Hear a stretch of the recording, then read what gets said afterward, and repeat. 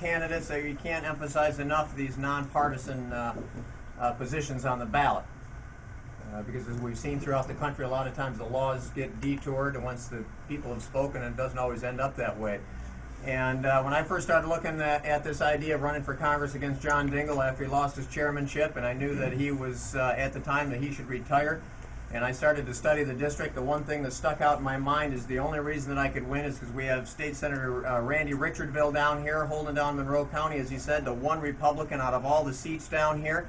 And of course, Senator Richardville was consistently getting over 50% in a district where Congressman Dingell was getting in the 70 or uprated.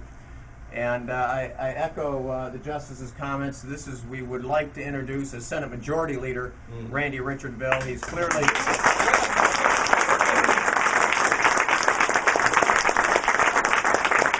what we need and experience in state government, and one of the great things about Randy is that he has private experience. He's been out in the real world and done these things, and that's something that I definitely appreciate, of course, and I say that because I've never run for office before.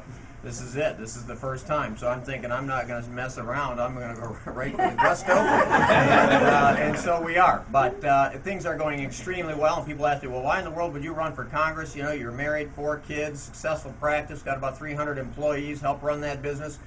And I knew I couldn't get to be 80 years old and look back and say I was sitting down at the time my grandkids and nieces and nephews' future was being stolen by out-of-control spending. And that's why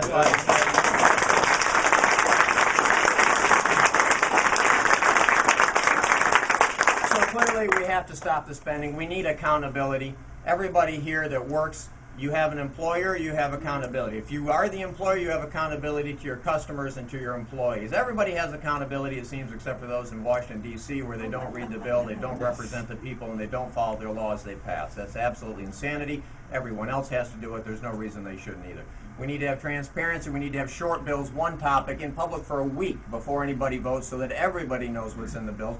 No more backroom deals in the middle of the night, voted on at 3 a.m. on a bill that nobody's read. That has to stop. I was at the city council meeting for Milan City the other day, about 4,000 or 5,000 people. They have to have 3 readings of a bill before it can go into their law. And our federal government, middle of the night.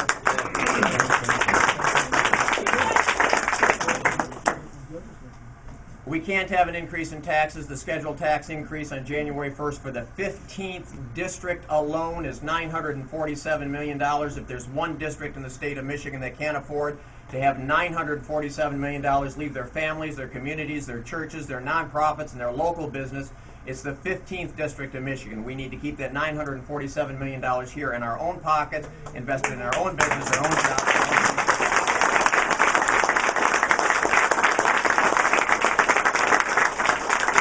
Thank Congressman Dingell for his service, but it's time for him to retire. He has done a great job of representing everybody in the country except for the 15th district and except for Michigan.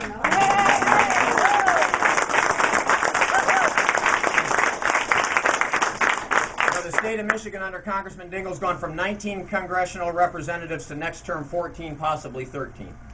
And that is the single best measurement of how well your state is doing in reference to the rest of the country. Are you growing and thriving and competing and prospering, or are you exporting your talent? Are you exporting your job? Are you exporting your capital? And unfortunately, the state of Michigan has been exporting all of those things. We're getting older faster than Florida. We're getting poorer, smaller, and less educated. And it's time that we have a career citizen and taxpayer and a member of the community to represent you in Washington and not refer to you as my people or my district. People in Washington are your representative, and I look forward to serving you November 2nd. Get out and vote.